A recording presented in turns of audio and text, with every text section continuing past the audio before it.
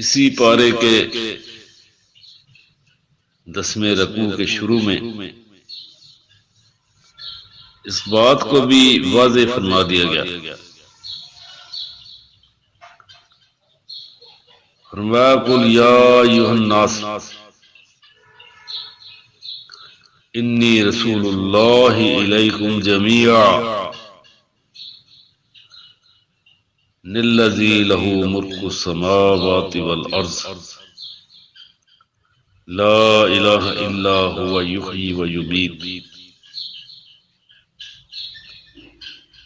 فآمنوا باللہ ورسولہ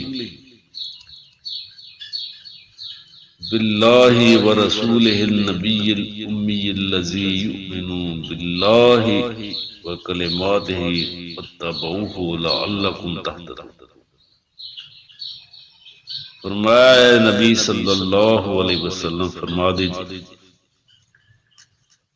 کہ اے انسانوں بے شک میں رسول ہوں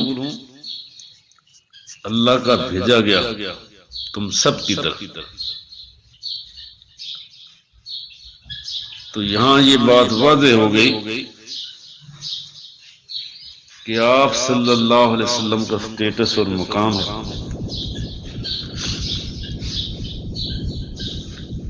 کہ آپ صلی اللہ علیہ وسلم جتنے بھی اب انسان ہیں دنیا میں قیامت تک آنے والے سب کے لیے رسول، یہی قرآن ہے۔ اب کوئی کتاب نہیں آئے گی جو نہ کوئی نیا نبی آئے گا۔ اس وحی کو جو اللہ نے نازل فرمائی آپ صلی اللہ علیہ وسلم پر، اس کو اللہ نے نازل کیا ہے قرآن اور آپ صلی اللہ علیہ وسلم کی جو وحی ہے نبی صلی اللہ علیہ وسلم پر پورے دین کو محفوظ کر دیا گیا، اور اس کا ذمہ جو ہے وہ اللہ تعالیٰ نے اپنے ذمہ لیا۔ اسی لیے کہ جو بھی بات ہے یہ بڑے بڑے مفکر جو علماء یہ تفسیر نگار گزرے ہیں، اسی حفاظت کی وجہ سے یہ پکڑے جاتے ہیں اور ان کی گمراہی نمایاں سامنے آ جاتی ہے۔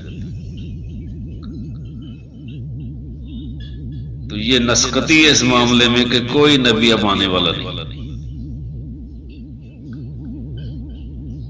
ایک بہت بڑا اصرار کیا جاتا ہے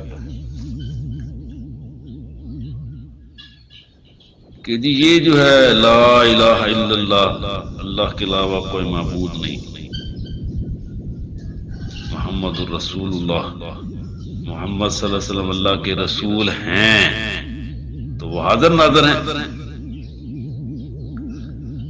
تو یہاں یہ بات بھی واضح کر دی جائے کہ نبی صلی اللہ علیہ وسلم کا سٹیٹس اور مقام بہت واضح ہے، عبدہ و رسولہ، فرمایا کہ آپ اللہ کے بندے اور رسول ہیں۔ آپ ذاتی سٹیٹس کے لحاظ سے اپنی عمر گزار کر اس دنیا سے تشریف لے جا چکے، کسی نبی کو موت نہیں آتی جب تک جنت میں اس کا مقام نہیں دکھایا جاتا۔ تو آپ صلی اللہ علیہ وسلم کو آپ کا مقام دکھایا گیا جو عرش کے نیچے اور جنت الفردوس کے اوپر ہے۔ تو عقیدہ قرآن اور حدیث سے یہ کنفرم ہے کہ آپ کو موت آ گئی اور آپ صلی اللہ علیہ وسلم جنت کے اعلی مقام میں چلے گئے جو آپ کو دکھایا گیا۔ آپ کا جسد اطہر جو ہے وہ اس زمین کے حوالے کر دیا گیا، دفن کر دیا گیا عائشہ رضی اللہ تعالیٰ عنہا کے حجرہ میں۔ قیامت سے پہلے کسی بھی انسان کے جسم میں روح جو ہے وہ نہیں لٹائی جائے گی۔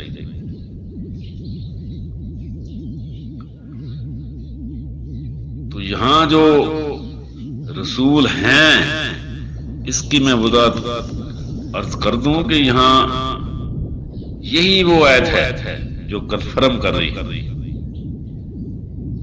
کہ انی رسول اللہ علیکم جمیعا، تمام انسانوں کو یہ خطاب کر دیا گیا کہ اب نبوت جو ہے، رسالت، آپ صلی اللہ علیہ وسلم کے بعد کوئی آنے والی نہیں۔ اس لیے یہ جو کلمہ ہے، یہ جو کلام کیا جاتا ہے، اس بات میں اقرار ہے کہ آپ رسول ہیں اور یہ رسالت قیامت تک رہے گی، کوئی نیا رسول نبی آنے والا نہیں۔ تو فرمایا نہیں ہے کوئی عبادت کے لائق سوائے اس کے زندگی بخشتا ہے اور موت دیتا ہے۔ پس ایمان لاؤ اللہ پر اور اس کے رسول صلی اللہ علیہ وسلم پر،